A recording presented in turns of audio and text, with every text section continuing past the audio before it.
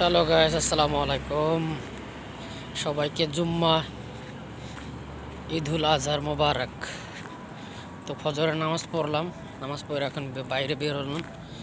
অনেক অন্ধকার, ফজরের সময় এখন সকালবেলা। তো ঈদের জামাত এখনো শুরু হয় নাই। ঈদের জামাত শুরু হইতে কিছু সময় বাকি আছে। তো একটু হাঁটাহাঁটি করতেছি ঈদের দিন। তো প্রবাসী মানুষ আমাদের কেউ নাই, আমার অন্তত কেউ নাই প্রবাসে যে ঈদ মোবারক জানাবে, ওইভাবে কোলাকুলি করবে। তো ঈদের নামাজ পড়ে কোলাকুলি ছাড়াই বাসায় চলে আসবো। বাসায় চলে আসে শুয়ে থাকবো। তার জন্য একা একা তো ভালো লাগে না, তারপরে তার জন্য একটু হাঁটাহাঁটি করতেছি।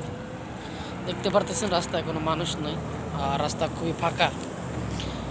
ঠিক আছে, তো কি বলবো, প্রবাস জীবনটাই অনেক কষ্ট, একা একা কাটানো। তিনটা বছর চলে গেছে জীবন থেকে প্রবাসে একা একা। তো অনেক কষ্টের জীবনযাপন। ঈদটা মনে হয় এইভাবেই 3 বছর ঈদ কাটালাম, খুবই কষ্টদায়ক। আশেপাশে কেউ নাই, নামাজ পড়ে শুধু চলে যেতে হয়, কোলাকুলি করার মতো কেউ থাকে না। ঠিক আছে, তো ছোটোখাটো একটা কষ্ট শেয়ার করার চেষ্টা করলাম। আশা করি ইনশাল্লাহ সবাই দোয়া করবেন আর ভালো থাকবেন।